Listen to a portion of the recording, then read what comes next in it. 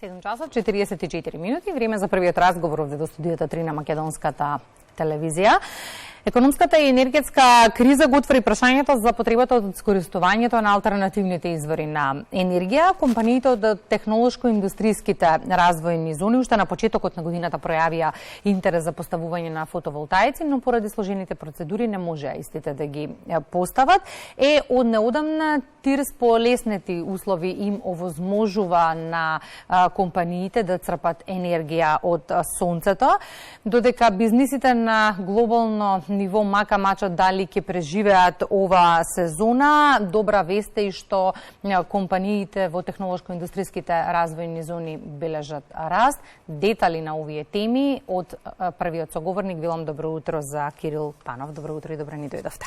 Добро утро и поздрав до сите гледачи. Ајде да пушеме со оно што го најавив во поглед на искористувањето на алтернативните извори на енергија, вест која што е особено важна за компаниите кои наместо за половина година за 2 до 3 месеци ќе може да црпат енергија преку своите покриви. Олесната е процедурата, каква е и што се треба да помине една компанија за да добие дозвола за поставување фотоволтаици?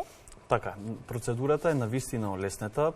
Глобалната криза не само со пандемијата, но после тоа и со економската криза која што ја живееме во моментот, предизвика голем интерес за фотоволтаици. Значи, ефикасноста на работење, поефикасното работење и попрофитабилното работење е цел за сите компании, а преку тоа најлесно се стига со поставување на фотоволтаици нормално.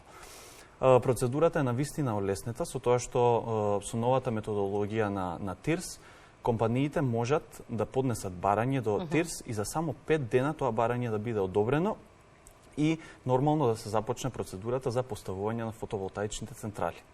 И сега, од почетокот на годината, компаниите велат сакаме да поставуваме, тешка ни е процедурата, еве вие олеснивте, каков е интересот во моментов? Една компанија, колку што знам, изврши веќе монтажа на фотоволтаици, колку ги чека оваа постапка? Така е. ОДВ од Струга, односно германската ОДВ, беше првата која што со оваа нова методологија, односно со овој олеснет пристап, постави фотоволтаици. Интересот е навистина голем од сите компании. Веќе имаме 2 компании кои што активно работат на оваа процедура и можам да кажам дека скоро сите компании, како странски, така и домашни, кои што оперираат во ТИРС зоните, пројавија некој интерес за поставување на фотоволтаици. Живееме период на сериозна економска и енергетска криза, која што е дополнителен предизвик за преживувањето на бизнисите на глобално ниво. Од информациите кои ги имам кај себе, тоа во голема мера не ги засега бизнисите во Македонија, особено компаниите кои што се во технолошко-индустријските развојни зони и можноста за вработување, односно за задржување на вработените.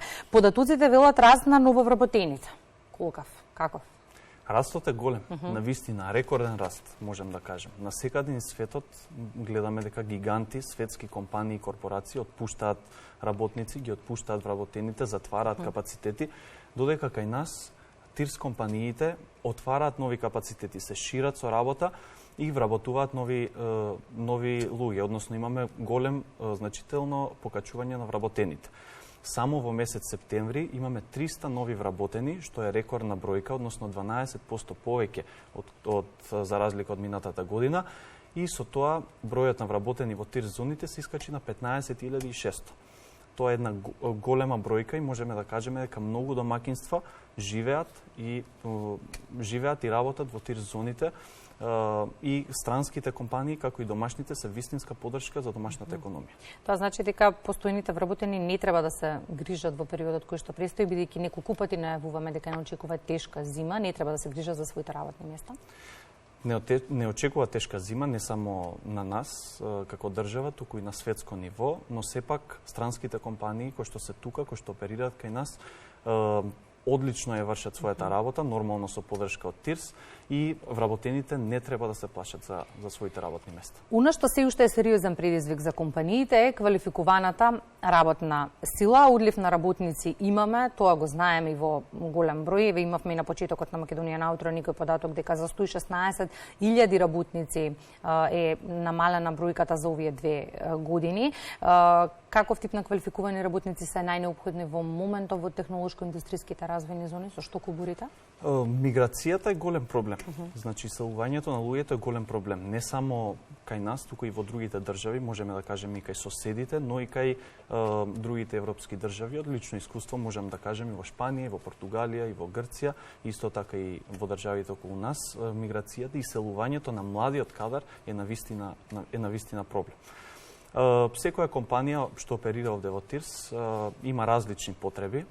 Некои имаат потреба од високо квалификуван кадар, некои немаат, но генерално со новата насока, со новиот принцип на работење на Тирс, кој што е привлекување на инвестиции што ќе бараат високо квалификувана работна сила, ќе даваат високи плати, можам да кажам дека ќе имаме потреба од се повеќе високо квалификувана работна сила и нормално платите ќе бидат многу поголеми. Кога споменавме дека има зголемен број на вработени, тоа се случува поради зголемувањето на обемот на работа и за тоа малку да продискутираме сакам наредниве минути. Голем дел од компаниите бараат проширување. Во првите 3 квартали од годинава регистриран е рекорден извоз од 2,8 милиони евра, што како податок лани бил регистриран за цела година. Извозот е на рекордно ниво. Не само, значи, Тирс компаниите се компании кои што имаат огромен удел во домашната економија. Статистиките се на наша страна, односно бројките се на наша страна. Извозот, како што кажавте, е на 2,8 милиарди евра, што е за 34% поголем за разлика од лани и е на рекордно ниво во последните 10 години. Само во месец септември имаме 500 милиона евра извоз, односно во третиот квартал имаме 1 милиарда евра извоз, што е за 53% поголемо за разлика од последните 5 години. Бројките се огромни, бројките се на наша страна и тимот на Тирс навистина се гордее со тоа. И ако има раст на бројот на вработени и одредени компании се прошируваат, односно постојниве, има ли најава за нови инвестиции? Дава ли ефект концептот за нови инвестиции и потекнување на истите?